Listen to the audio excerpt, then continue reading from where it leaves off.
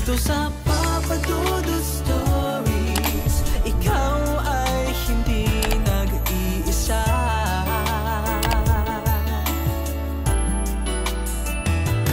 Dito sa Papa Dudut Stories, may nagmamahal sa'yo. Papa Dudut Stories, Papa Dudut Stories.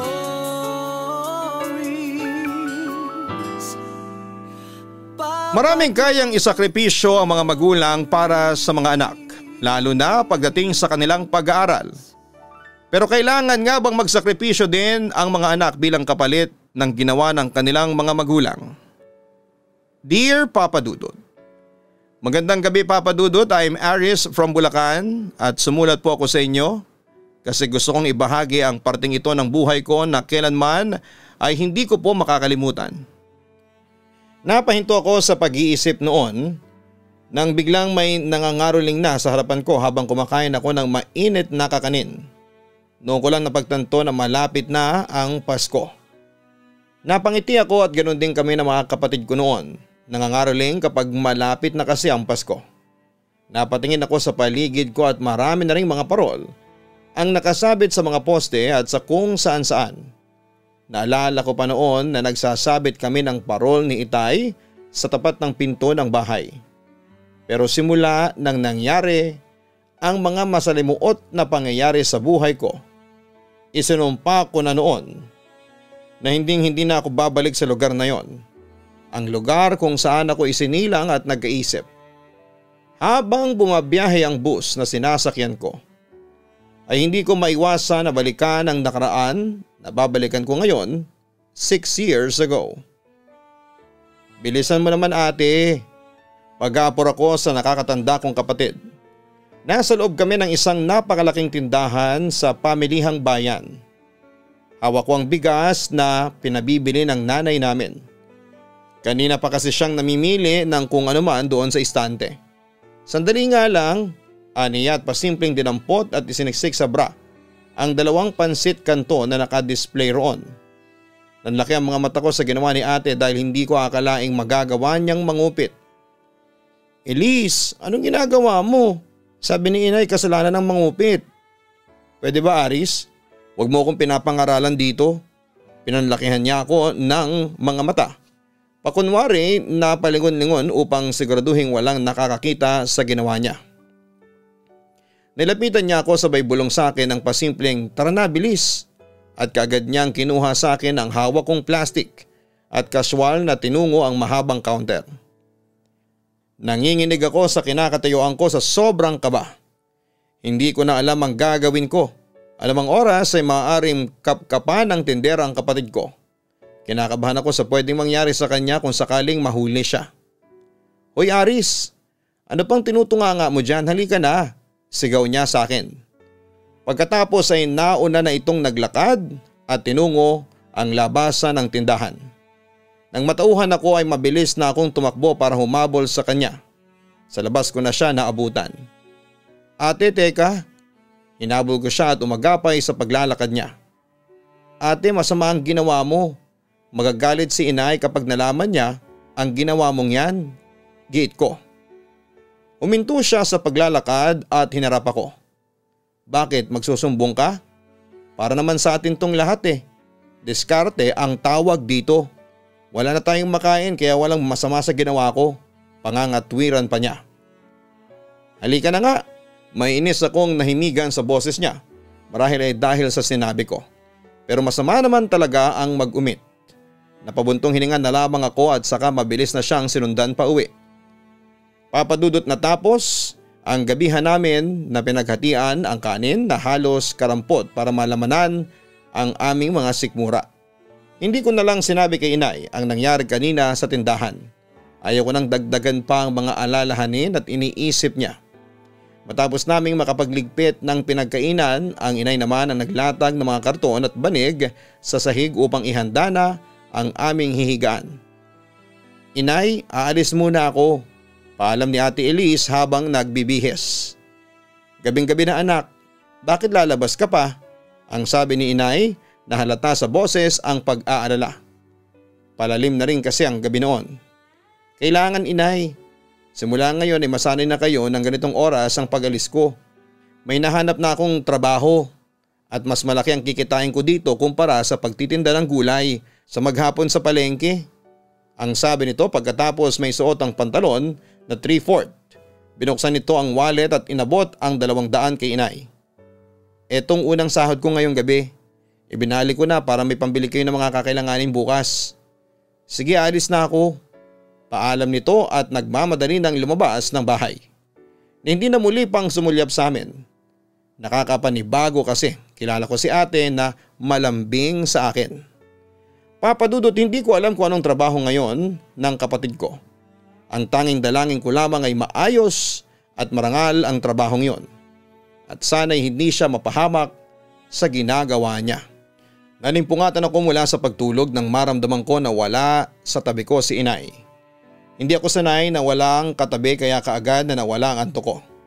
Napabangon ako at maingat na lumabas ng pintuan nang may marinig akong mahihinang kaluskos at mga impit na ungol sa likod ng bahay kung saan ay matatagpuan ang lutuan. At ganoon na lamang ang pagkagulat ko nang makita ko si inay na nakikipagtalik sa kung sino. Sigurado kung hindi si Ita yon at hindi pamilyar ang mukha pero hindi yon ang tatay ko. Napatakip ako ng bibig ko at maingat na umalis sa lugar na yon. Bumalik ako sa kwarto at humiga na. Pinilit kong iwaksi ang nasaksihan ko pero hindi pa rin mawala-wala sa utak ko ang pangyayaring yon. Pigil ang paghikbi pero patuloy ang paglandas ng luha sa mga mata ko. Takang-taka ko at gulo ang isipan ko. Bakit? Bakit ginawa yon ni inay? Hindi na ba niya mahal si Itay? Paulit-ulit na tanong ko. Anong dapat kong gawin? Papa Dudut, pinagpasyahan kong manahimik na lamang sa nasaksihan kong hindi kaaya-aya na ginawa ni inay ng gabing yon. Ayaw kong mag-away sila ni Itay kapag nalaman niyang pinagtaksilan siya ni inay. Natatakot ako na ma-broken family at ayoko pong masira ang masaya naming pamilya. Opo, ng panahon na yon ay nakatatak pa rin sa isipan ko na meron kaming masayang pamilya. Naging malimit na rin ng pag-uwi ni ate sa bahay. Kung umuwi na lamang ito ay isang beses sa isang linggo. Nagbibigay na lamang ng pera kay inay at may mga kapatid pa kaming maliliit at nag-aaral pa na kailangan ng suporta. Si inay naman ay naging madalas ang paglabas tuwing gabi at wala akong ideya kung saan siya nagpupunta. Inay, saan po kayo pupunta? Gabi na po Madilim po sa daanan, baka alam kong madilim na aris, hindi ako bulag. Huwag mo na rin tanungin kung saan ako pupunta. Aniya habang naglalagay ng lipstick sa mga labi habang nasa harapan ng salamin. Kung hindi ako lalabas ngayon, wala tayong kakainin bukas at ipambabayad sa ilaw. Yang kapatid mong si Elise, naku, kapag nakita ko yan, kakalbuhin ko talaga. Magdadalawang linggo nang hindi nagbibigay ng pera. At ang magaling ninyong ama, ni Honey Ho, wala man lang paramdam. Minsan sa isang buwan na nga lang magpadala, kulang na kulang pa. Paghihimutok niya. Pagkatapos tumayo na siya at inayos ang suot na simpleng blouse at pantalon. Nanatili lamang ako sa kinakatayuan ko habang pinapanood si inay. O paano, alis na ako ha? Ikaw nang bahala dito at tumingin-tingin sa mga kapatid mo. Bilin niya at nilampasan ako. Huwag mo na akong hintayin dahil bukas na ako uuwi. Isarado mo na lamang itong pinto. Huling bilin niya at tuluyang lumabas na ng pintuan. Sa paglipas ng mga araw, linggo at umabot ng 5 buwan ay naging malimit na ang pagpapakita ni Ate Elise at ang madalas na paglabas-labas ni inay sa gabi. Hanggang isang araw ay tuluyan nang hindi nagpakita o nagparamdaman lang si ate sa amin. Kinalimutan na kami. Bali-balita na nakipagtana na sa nobyong nakilala nito sa pinapasukang trabaho. At si Itay naman ay tuluyan na yata niya kaming kinalimutan. Hindi na kami nakatanggap ng sustento mula sa kanya sa Maynila. Papa Dudut, araw-araw na masarap ang kinakain namin sa tuwing darating si inay galing sa trabaho niya. Labag man sa kalooban ko ang paraan niya para buhayin kami ay wala akong magagawa. Sino ba naman ako para sumbatan ang inay ko? Isa lamang akong anak na umaasa rin sa kanya katulad ng dalawa ko pang maliliit na kapatid. Pero hindi ko akalain na isang araw ay magagawa yun ni inay. Isang umaga ay nagising ako sa iyak ng kapatid kong si Marlon. Ang 9 na taong gulang kong kapatid. Nagmumula ang iyak niya sa labas ng bahay na animoy nagmamakaawang huwag siyang kunin. Malakas ang pag-iyak na halos hindi ko na maintindihan ang mga salitang binibigkas niya. Napabangon ako at napakaripas ng takbo palabas at doon nga ay nakita ko ang isang tricycle na nakahinto sa tabi at may isang ginang at ginoo ang nasa tabi noon at pilit na isinasakay ang kapatid ko sa loob noon na patuloy sa panlalaban at pag-iyak. Naroon din si inay at pinapagalitan ang kapatid ko na ayaw sumama. Inay, saan pupunta si Marlon?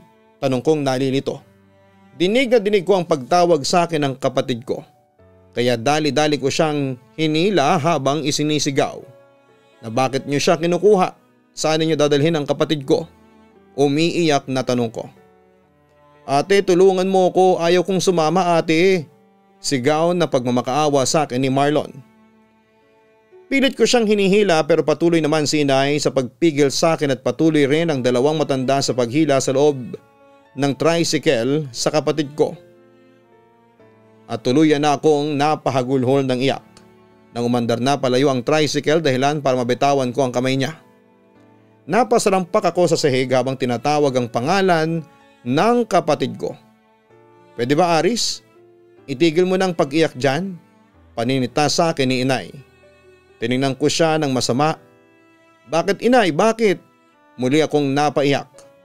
Paano mo naaatim na gawing ipamigay si Marlon, ang sarili ninyong anak? Galit na sigaw ko. Napatayo ako at hinarap siya. Ang sama ninyo?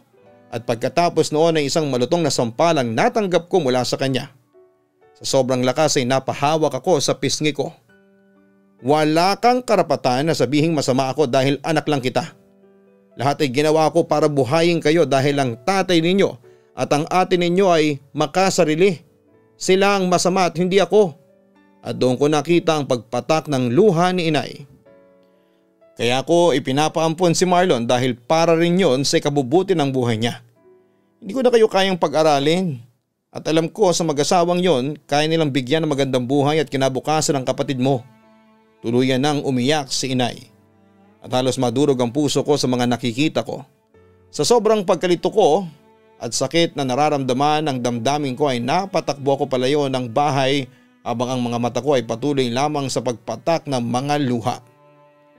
Papadudot naging malamig ang pakikitungo ko kay inay matapos ang nangyaring yon. Sa tuwing may tinatanong lamang siya ay saka ko lamang siya sasagutin sa paraan na hindi nagkagaya ng dati. Hindi niya ako masisisi, masakit sa parte ko ang mawalay sa isa sa mga kapatid ko. Sobrang sakit. Isipin ko pa lamang na hindi na kami magkikita kailanman ay parang nadudurog ng labis ang puso ko. Dumaan muli ang 4 na buwan na kami na lamang 3 ni inay at ng kapatid kong 5 taong gulang ang namumuhay at nakatira sa bahay. Itinuong ko na lamang ang buong pansin ko sa pag-aaral at pag-aasikaso sa bunso kong kapatid na si Nilo. Madalas kasi nawala si inay sa bahay at kung umuwi man ito ay umaga na. Naalala ko pa noong galing ako sa paaralan ni Nilo para sunduin ito. Pauwi na kami at natigilan ako sa pagpasok sa pinto nang maulinigan ko ang matigas na boses ni Itay sa loob ng bahay. Si Itay, dumating na si Itay. Pahakbang na ako papasok nang bigla kong marinig ang tinig ni inay na animoy nagmamakaawa. Napalumudlaway ako. Bigla akong binundol ng kaba. Napatingin ako kay Nilo na hawak-hawak ko ang isang kamay. Kagad ko itong binuhat at itinago sa isang sulok. Nilo, dito ka lang ha. Huwag kang aalis hanggat hindi ako dumarating, okay? Ang sabi ko sa kanya. At tinanguan naman niya ako. Sumenyas din ako na huwag siyang mag-iingay bago ako naglakad ng maingat pabalik ng bahay. Dinig na dinig ko ang sumbatan at sigawan nila. At ilang mga tunog na nagkakalampagan at nababasag na kung ano-anong mga bagay sa loob. Sa sobrang takot ko ay nanginginig ang mga kamay kong binuksan ng dahan-dahan ng pinto. Kitang-kita ko ng sampalin ni Itay si inay na walang ibang saplot sa hubad niyang katawan kundi kumot.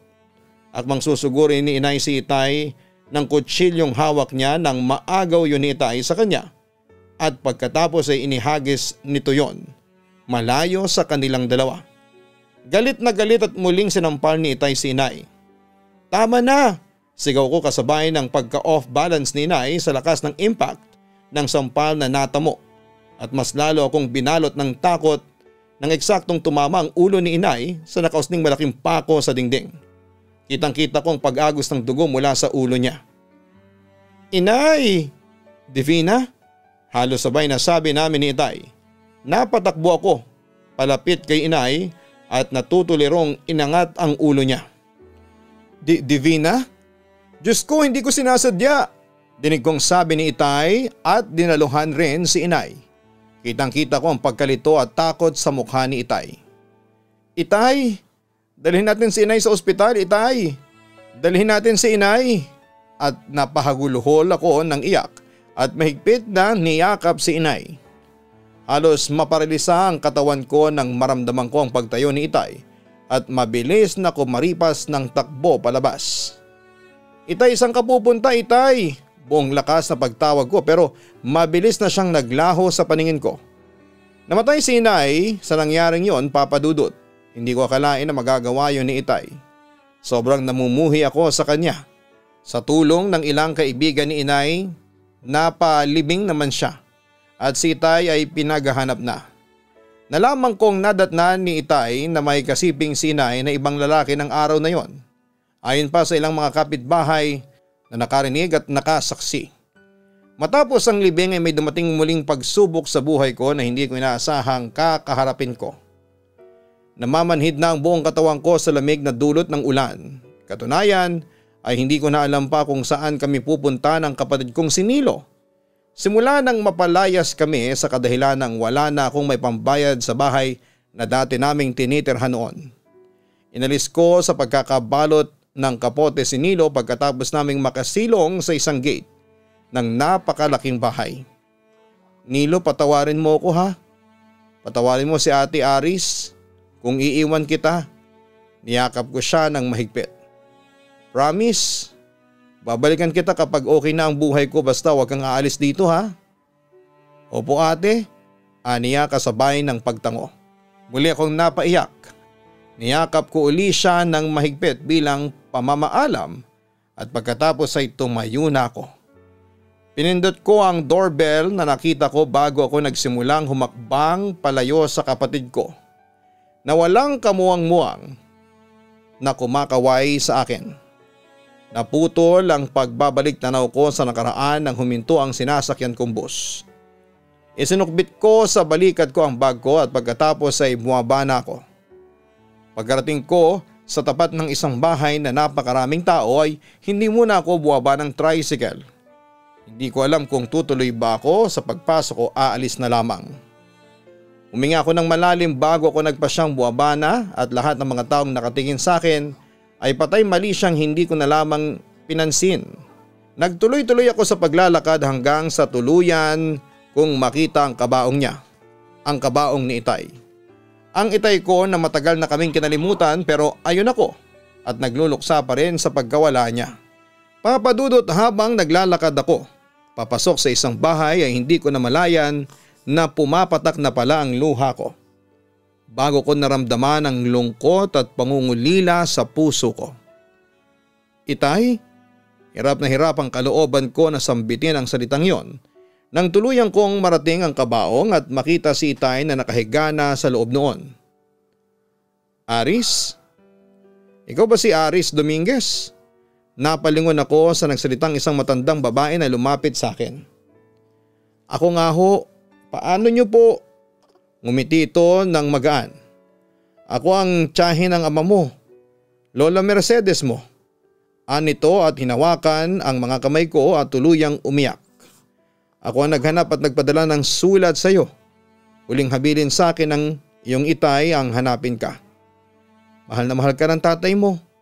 Umiiyak niyang saad at mas lalo akong napaiyak Nang sabihin niyang namatay ang itay na pinapangarap akong makita kahit sa huling hininga nito. Niyakap ako ni Lola Mercedes ng mahigpit at bago siya sumuko sa sakit niya, isa-isa niyang hinanap kayo ng mga kapatid mo. Kumalas ako sa pagkakayakap ni Lola. Ano pong ibig ninyong sabihin? Pinunasan ko ang pisngi kong basang-basa ng luha. Tumingin siya sa likuran ko, Papa Dudut, at nang mapatingin ako doon ay walang pagsidla ng luha ko sa halo-halong emosyon na naramdaman ko ng mga oras na ito. Kaagad ko silang niyakap ng mahigpit at ganoon din sila sa akin, Papa Dudut. Ate, na-miss kita, umiiyak na sabi ni Marlon sa akin. Mas sobrang miss na miss ko na kayo. Walang humpay ang pagagos ng luha ko sa sobrang kagalaka na makita ko silang muli. Nagyakapan din kami ni Ate Elise at ang huli ay si Nilo na malaki na. Natatandaan mo ba si ate? Tanong ko sa kanya sa pagitan ng mga hikbi ko. Opo ate, aniyang nahihiya at tuluyan na ring umiyak. Hinalikan ko siya sa pisngi niya at niyakap ng mahigpit, Papa Dudut. Ito na ang pinakamasayang regalo mo sa akin, itay. Ang mabuo kaming mga magkakapatid at magkasama-sama ngayong Pasko. Papa Dudut, naging magaan ang dinadala ng loob ko nang tuluyang kong napatawad si itay.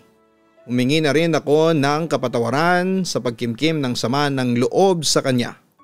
Matapos ang libing ay kinuha ko na ang mga kapatid ko at inuwi sa bahay kung saan ako nakatira. Si Ate Elise ay tumangging sumama sa akin dahil may sarili na siyang pamilya, pero nangako naman siyang bibisita lagi sa bahay at dadalo sa nalalapit na Paskong darating. Ate, tama ba itong ginagawa ko?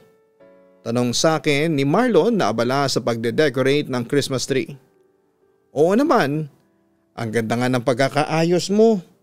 Papuri ko sa kanya. Halika't bumaba ka na dyan, nakahanda na ang hapagkainan, kakain na tayo. Sige ate, susunod na. Masigla siyang tumalon pababa mula sa pinagtayuan niya, saka sumunod sa akin papunta sa kusina. Nasaan nga pala si Nilo? Baka nasa taas pa ate, tinatapos pa yata ang assignments niya.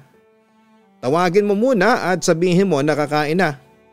Sige ate, aniya, at dali-daling umakyat papunta sa kwarto ni Nilo. Ipinagpatuloy ko ang paghahain sa mesa ng mga pagkaing niluto ko para sa kanila. Habang abala ko sa pag-aayos ay narinig ko na palapit na sila sa gawi ko. Tara na, kumain na tayo. Natigilan ako nang makita ko ang napakagandang ngiti nila habang nakahawak ng cake si Nilo at si Marlon naman ay hawak ang lobo at kartulina na may nakasulat na Happy Birthday ate. We love you. Pagkabasa ko noon ay sinundan nila yon ng isang birthday song. Habang pinapanood ko sila ay nasabi ko na lamang ng taimtim na Lord, napakaswerte ko.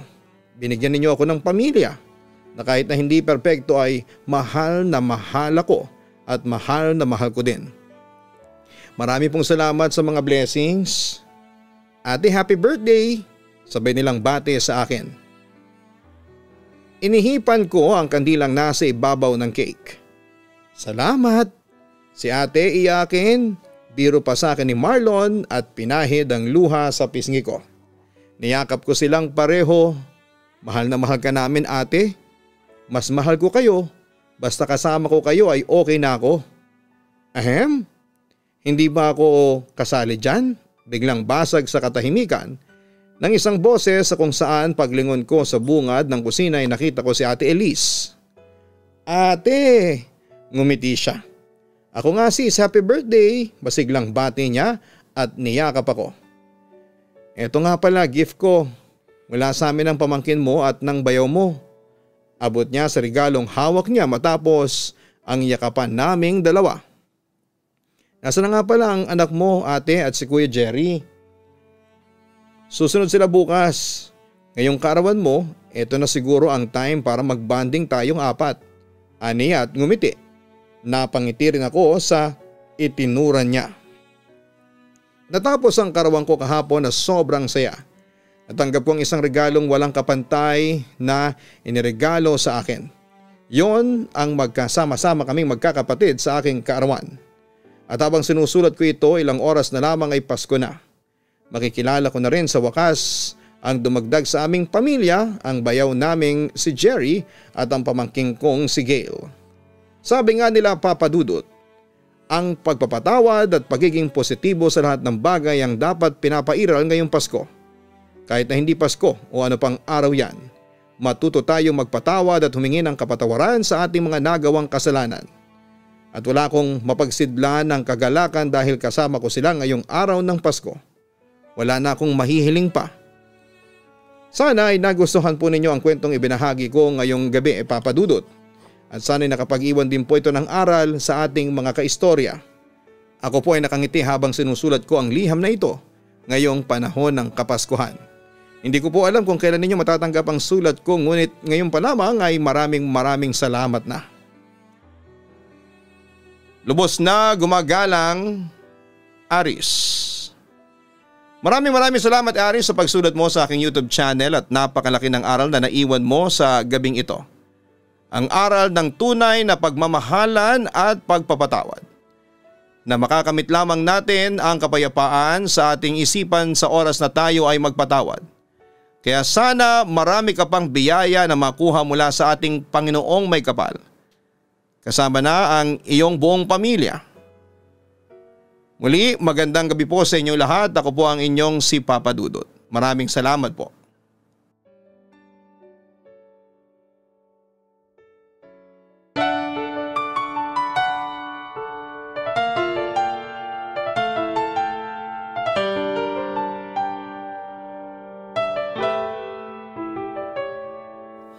Ang buhay ay mahiwaga, laging may lungkot at saya. Sa Papa Dudut Stories, laging may karamay ka.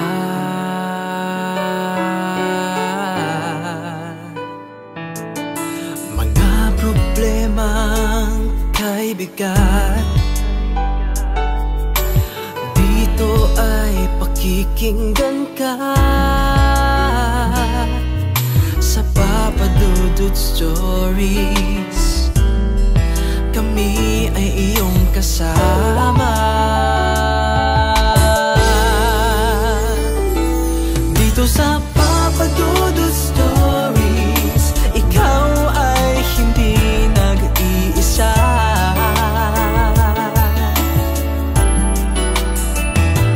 Dito sa Papa Dudut Stories, may nagmamahal sa'yo. Papa Dudut Stories, Papa Dudut Stories,